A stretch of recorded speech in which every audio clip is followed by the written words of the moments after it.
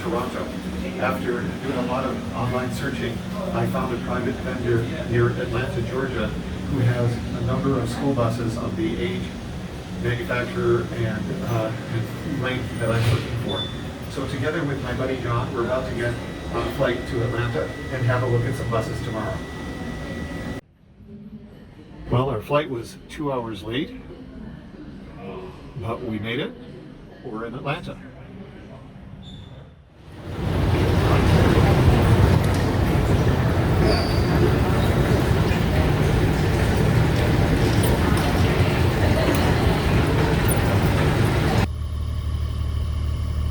We're in Georgia, in the land of used school buses. Lots to choose from.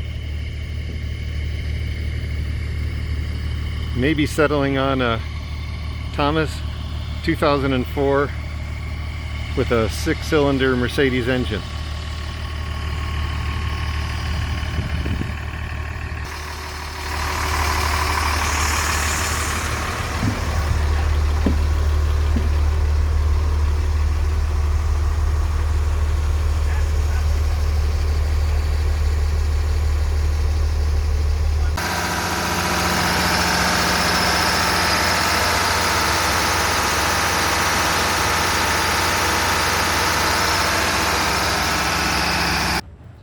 John and the seller and I stopped at Ingles for some fried chicken, macaroni and cheese, and sweet tea. And we're doing a wee repair in the parking lot before we take it for the safety inspection. My main reason for traveling to Georgia to buy a bus was to get one that didn't have any rust. And in that, we're succeeding. We've looked underneath this and there's virtually no rust on this vehicle. But I have to say that importing a vehicle from another country into Canada is not an easy process. It's laborious, it's expensive, it's bureaucratic, it's exhausting, a lot of hoops to jump through.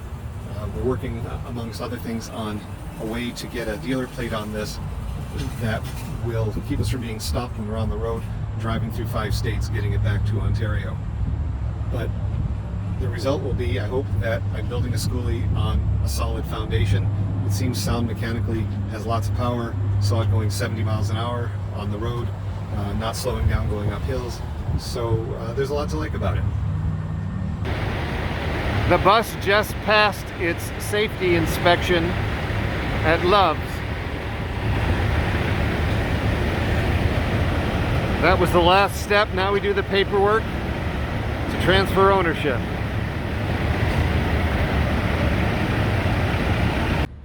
We thought we were going to close the deal last night, but there was some paperwork remaining. Some of it needed to come from an office that was closed for the day. So we kicked it over till today. It's now Thursday afternoon. Pinned down an insurance policy, got title passed, got all the documents that the broker needed to handle the export-import to get it into Canada. We're now right in the middle of rush hour, and rather than get stuck in it, it's time for dinner.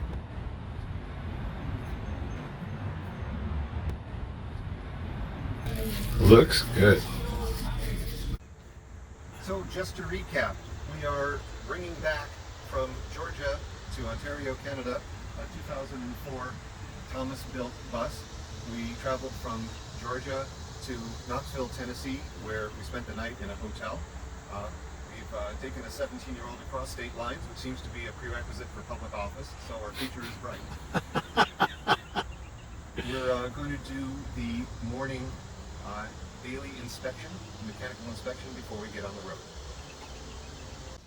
By popping the hood, looking under it, we can check fluid levels, we can check for leaks and corrosion in the hydraulic brake lines, we can look at the leaf springs, generally check fluid levels.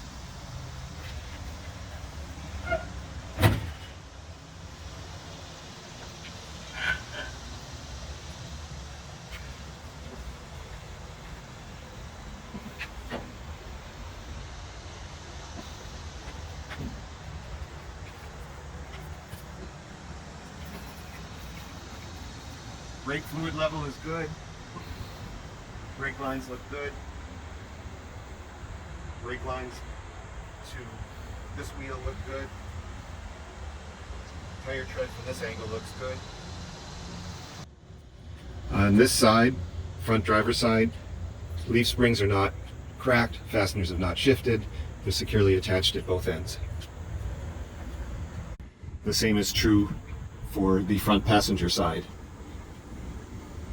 These are the ones that are easier to check because you can pop the hood and see them.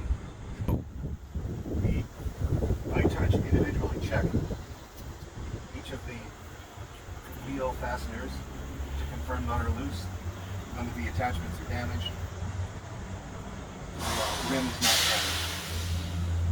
There is no oil leaking from the hub until it's dry. You want to check all 4 tires for damage and for leaks. An inspection is audible. I can hear no leaks.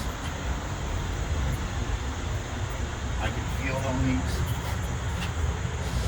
Check the inside as well. As far as damage, I see no damage. There's adequate tread, which is 3 millimeters on the front tire and 1.5 millimeters or more on the rear tire. No exposed cords, no damage on this sidewall, on the tire tread,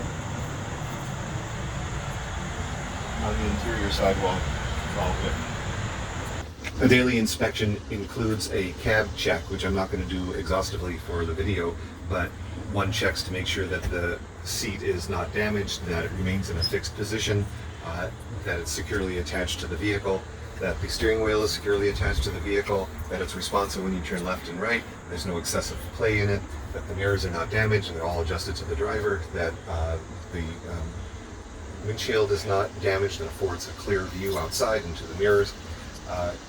You test the low, medium, and high speeds of the wipers and of the defroster fans to make sure all they're working as well. We're not showing in this video an exhaustive daily inspection. What we do on one tire has to be done on all 4. I've inspected the leaf springs in the back, for example. This has an air suspension system, and I've checked the airbags to make sure they're securely attached to both ends and they're not damaged and that they are inflated. The brake line's running front to back, and the fuel line running from the gas tank or the fuel tank to the front are sealed inside the frame for their safety, so you can't inspect them directly. However, you can look underneath to see if there are any leaks, and I don't see any, and the exhaust system doesn't look good. So we'll do a few more things and we'll be ready to get on the road.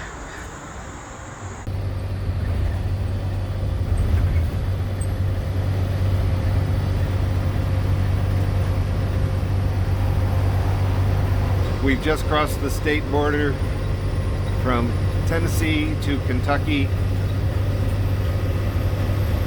A Cracker Barrel lunch in our bellies and a full tank, and we're headed towards Cincinnati.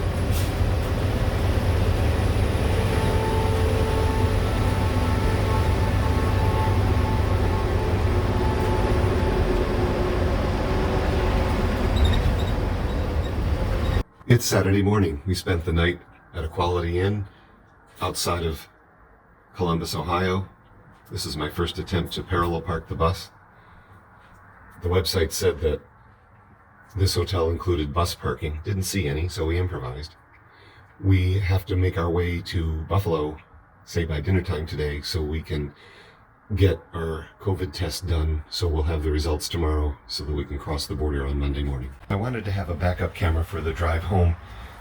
The one I got, similar, I expect, to most cameras, is designed to be permanently installed on the exterior of the vehicle using screws that go through the body.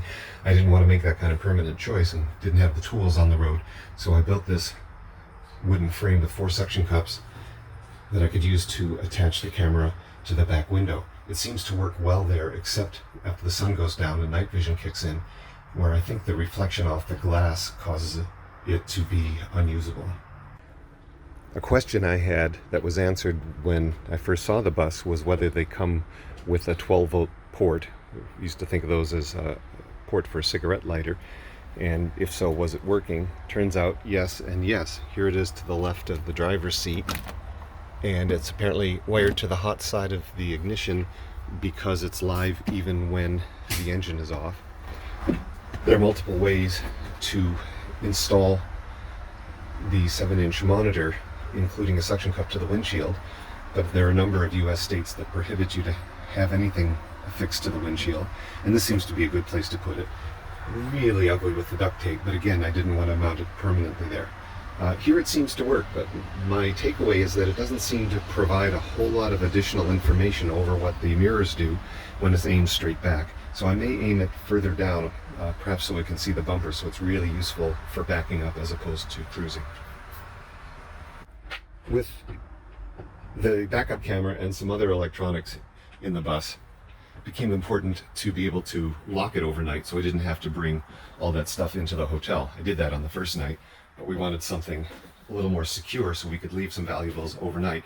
And this is something we wanted to achieve while we're on the road with no tools, understanding that I'm going to be putting in purpose-built locks for a skoolie later on. Now, the door in the back by default isn't locked. This lever lifts up and the door swings open for emergency exit for school children. There is a slide bolt here which you can lock in place, and that keeps the back door from opening from the inside or the outside while that's slid in place. Now that defeats the value of this as an emergency exit. So this box here is part of a lockout. Right now we could not start the engine with this slide bolt slid into place. This is going to be one of the many safety interlock systems that I have to carefully disable while I'm converting this to a skoolie. With the back door locked, the remaining issue is locking the front door from the outside. Now, there's a bolt here that one can turn, and with two different kinds of lubricants, we were able to get it so with some effort you could turn it, and it slides into here. The problem is, to keep it there, you have to put the key here and turn it. We cannot make this key work. So we can turn this and lock it, but anyone could come up and turn it the other way. So we were looking for a solution to keep them from doing that, and we came up with an inelegant and ungainly one, but one that you could do in a Home Depot parking lot with no tools. It starts with a 4-foot length of chain, and it has to be of a certain size, both to keep people from cutting it easily and to allow these links to be big enough to remove the lock, as you see in a minute. And we used a special link here to fasten it to the handle. And close the door. This chain pulled up fairly high. And this is a struggle. If I push really hard, turn the handle to a point where, and there I didn't succeed. I'm supposed to be able to close this from the lock.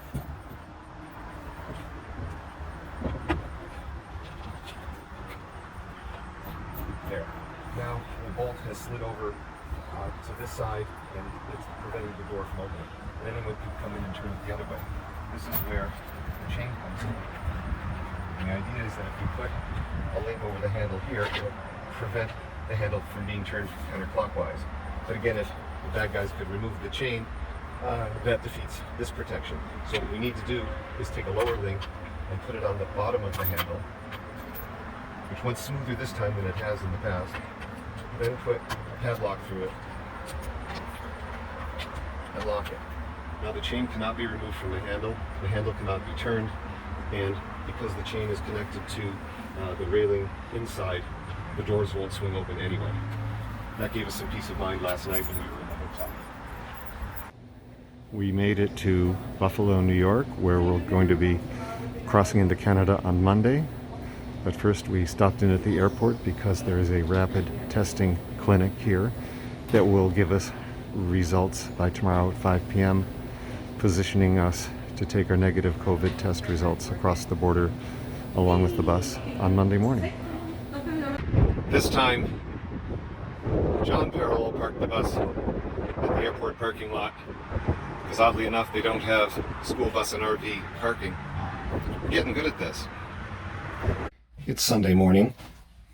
We can't cross the border until tomorrow morning because that's when the office opens at the border crossing to accept imports. So we're going to spend a day at Letchworth State Park in Western New York. Just a word about the navigation technology that we've been using. I've got my Android tablet on the dash, and we've been using that for navigation. In particular, Copilot GPS has an RV version that I've subscribed to because it lets you put in height, length, weight, and other parameters for your RV, and presumably won't send you under too low a bridge. And it has the capacity to download all the maps for all of North America, which means that if you're in an area with no internet connection, it's not a problem. It also features live traffic guidance if it has an internet connection. This tablet has a SIM card in it, but it's for a Canadian carrier and doesn't work here in the US. So what I do is use my phone as a Wi-Fi hotspot.